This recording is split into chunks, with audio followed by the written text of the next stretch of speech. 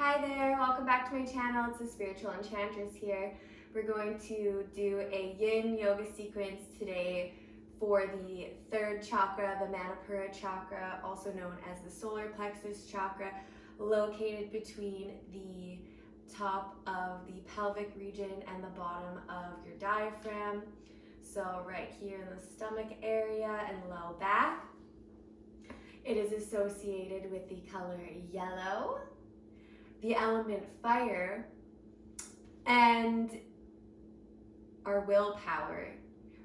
So some of the ways that this would impact your life negatively or positively, depending on if it's blocked or overactive, would be your, what's the word I'm looking for? Confidence. The confidence you have in yourself, your self-reliance, your self-discipline, the willpower you have, your ability to be strong in your beliefs, be strong in providing for yourself, being comfortable in who you are as a person. So if you struggle with self-love and you're often doubt yourself, you have to rely on other people a lot because you don't have the confidence to put yourself out there and really make a change in your own life, then that might be a sign of an underdeveloped third chakra, whereas an overdeveloped third chakra could be overly self-reliant, really not accepting help from anybody, that kind of thing. So as I've said before in previous videos, if you haven't already done the root chakra and the sacral chakra, I'm sorry, I'm kind of spacey today, guys, and the sacral chakra, yin and vinyasa flows, I'll link them down below for you. I really recommend starting with the root chakra and working your way through, going from the base first chakra all the way up, and I'll be going right to the crown chakra eventually, so stay tuned and subscribe down below if you haven't already to be updated with new content as it comes out. Other than that, if this interests you, let's get started. I'm going to quickly start with a card pull so you have something to focus on during this practice.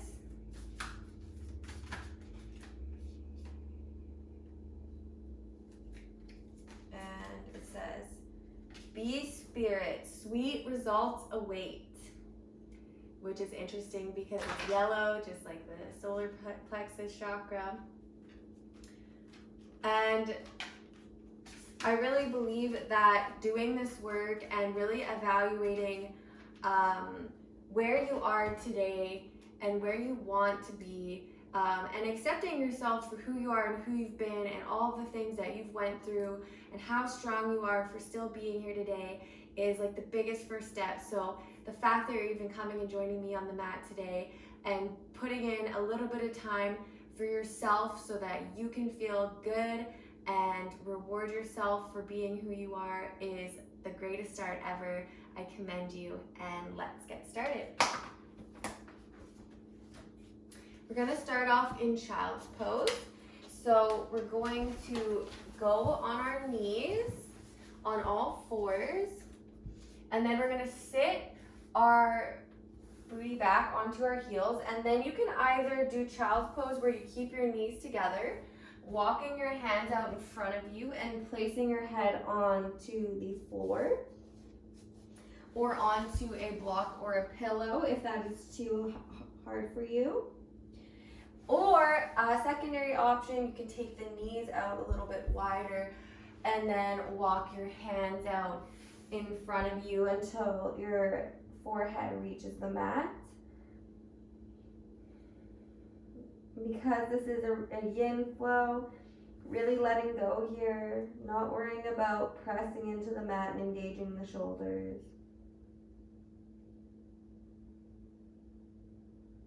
Be sure to put a block or a pillow between your head and the mat, or between your chest and the mat if it helps.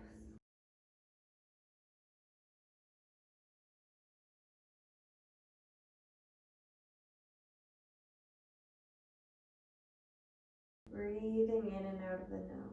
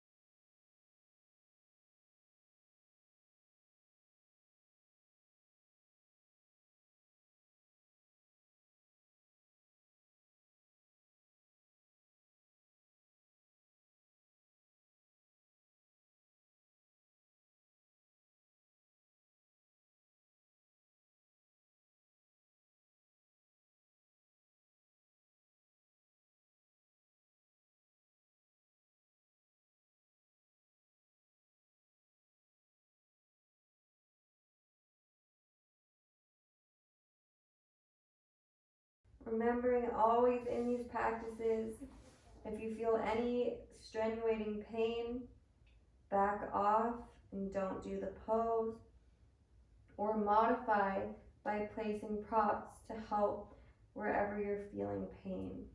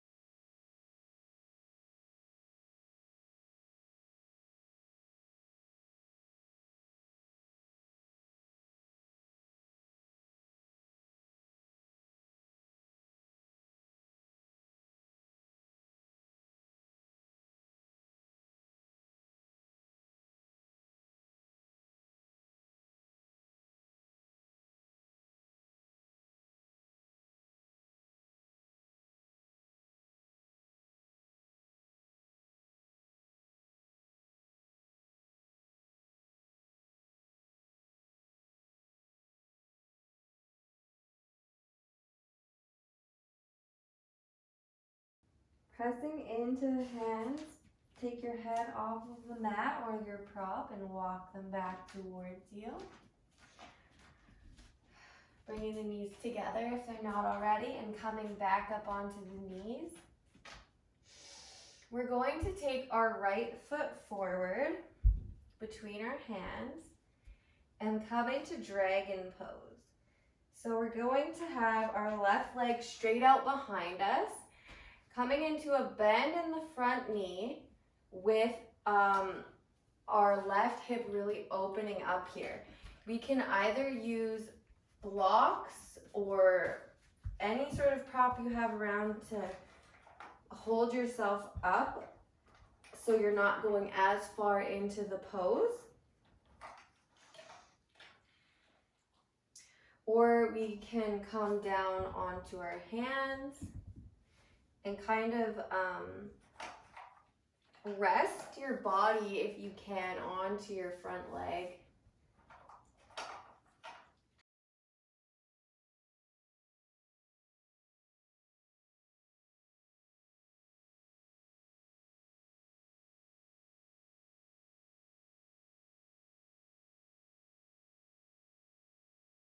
You can even slide a bolster or put some pillows in this space here if it helps. Give you a little bit more support. Can hang the head and have minimum tension in the arms, just enough to kind of hold yourself up here. Very passive pose.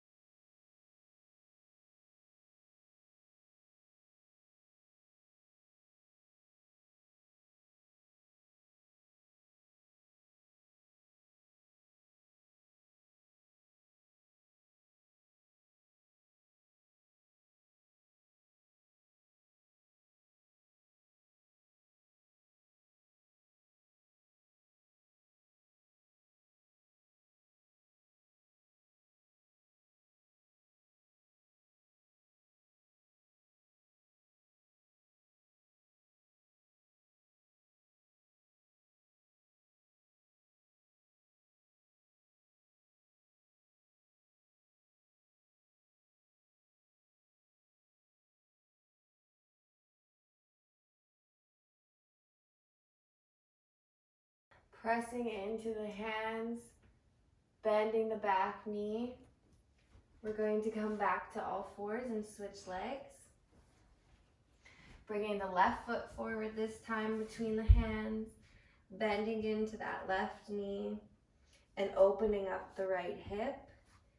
Taking props again if you need to, or just even if you don't need to, it's nice to just have them so that you can have more relaxation in these poses. This isn't about firing up the muscles. It's really a practice of letting go.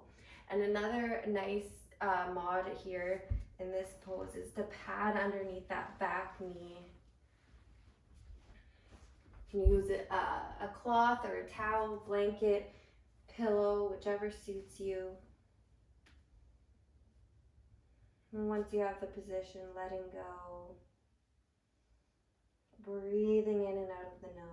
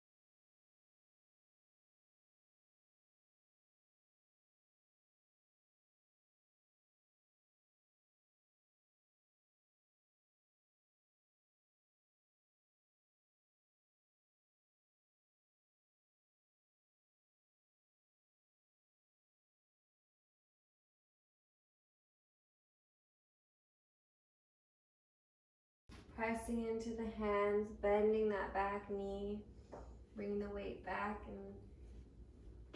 and removing any props if you have any nearby. We're going to come onto our back, so take your time, nice and slowly, coming down onto our backs. We're going to take banana pose, so bringing your feet out. What we're gonna do is walk our feet over to the right, kind of heel them over till you get a nice stretch in the side body here. And then once you kind of get to that spot, stop, and then if you would like, this is optional, you can take the top arms overhead and slightly shimmy the shoulders over to the right as well, coming into this banana shape. You don't need to have anything too intense. You'll definitely feel it as time goes by. Another modification, if you choose, is to take the left foot over the right ankle and just gives you a slightly deeper stretch here.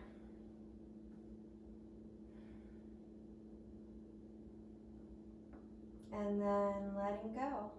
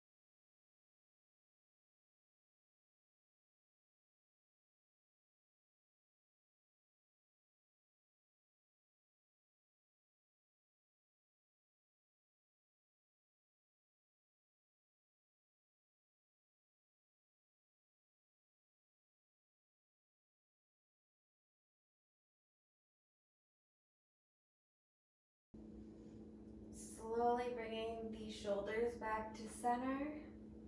You can unwind the legs if you have them that way and walk them all the way through center and over to the left this time. Knowing your limit, playing within it, whatever feels right to you. You can take the right leg over the left and cross at the ankles if you would like, and slightly shimmy the shoulders with your arms overhead as another option. Of course, you do not need to do that if you don't want to.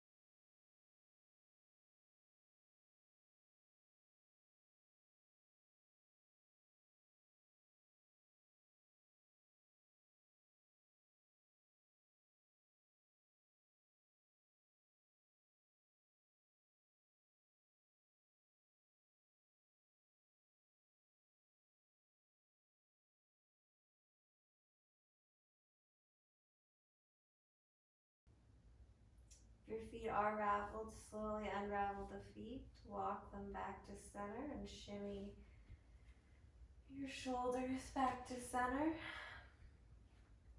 Once you've found that nice neutral line of energy from the toes out the top of the head, you can take your arms down, bend at the knees, bringing your knees into your chest, and then either taking your feet to touch and holding on to your ankles, or seeing if it's in your practice to grab hold of the outsides of the feet. And as a next step, if this is available to you, keeping the tailbone down on the mat and holding the feet with a nice bend in the knee, palms of the feet facing the ceiling. Making sure though that the tailbone stays down on the mat and we're not coming up like this and twerking the bottom of the spine.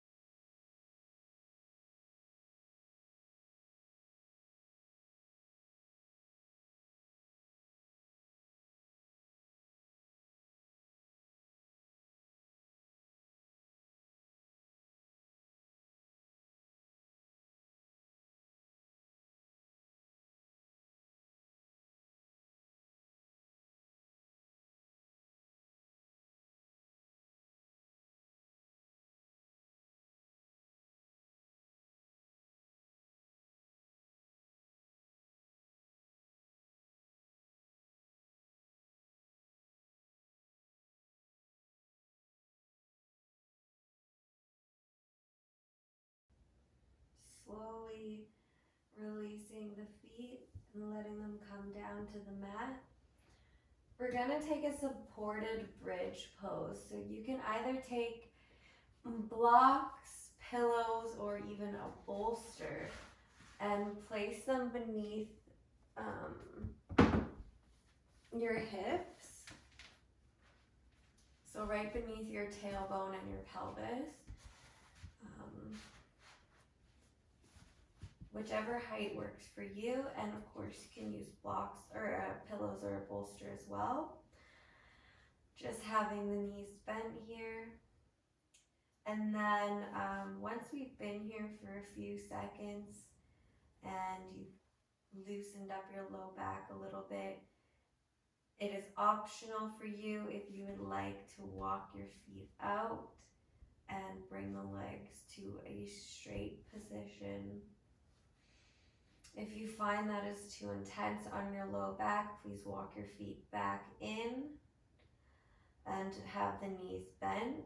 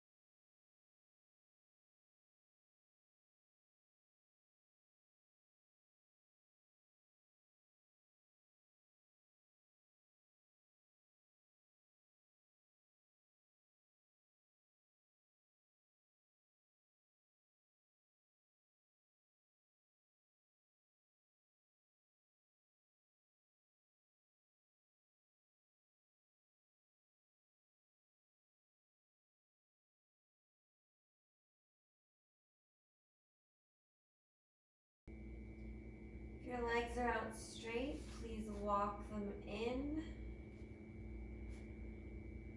to a nice bridge pose and release the props beneath your tailbone. Lowering your tailbone down onto the mat. We're going to come into Supta Baddha Konasana, reclined butterfly, bringing the soles of feet to touch and allowing the knees to drop open, placing one hand on just above the belly button where your solar plexus chakra is, and the other on the heart. If this is too much for your low back, then I invite you to take child's pose. And if it is intense on the inner thighs,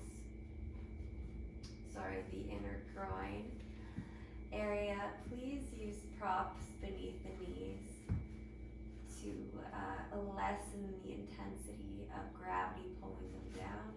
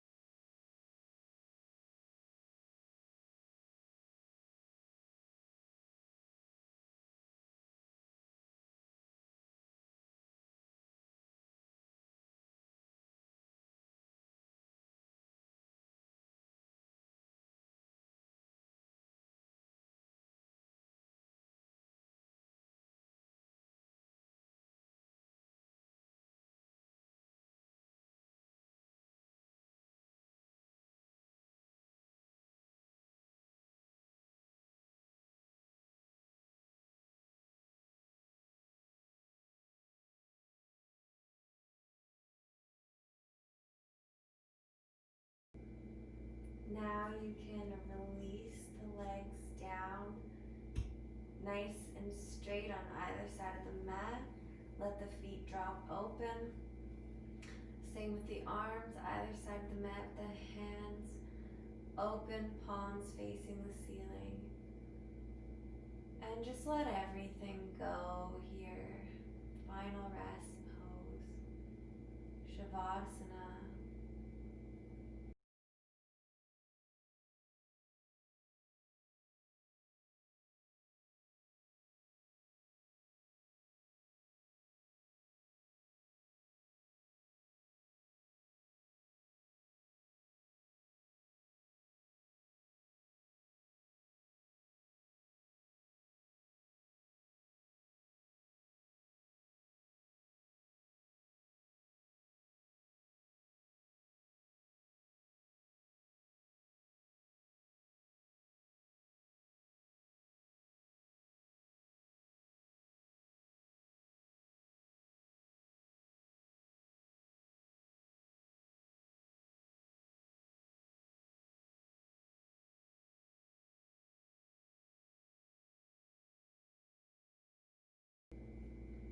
Slowly rolling over to the right. Wait here for a second. And pressing into the left hand till you come up to seated. Find a nice seated position. Thank you for joining me on my mat today, yogis. I really appreciate you for sticking with it to the end. I hope something and some sort of revelation came up for you. If you do like these flows and you've checked out the root chakra and the sacral chakra one, please subscribe below to be updated with the ones coming up. There's 4 more chakras left, so 4 more vinyasa flows and 4 more yin yoga sequences dedicated to the chakra system. I'm so happy to be doing this for you guys. If you have any other requests or any comments, please be sure to leave them down below, as well as like this video if you liked it. And unrelated to this video, but I just thought I would share because in this sort of community, a lot of people are interested in this kind of work. There is a girl on YouTube called Stacey Hoke, the Empoweress. You can check her out if you'd like. And she just posted a really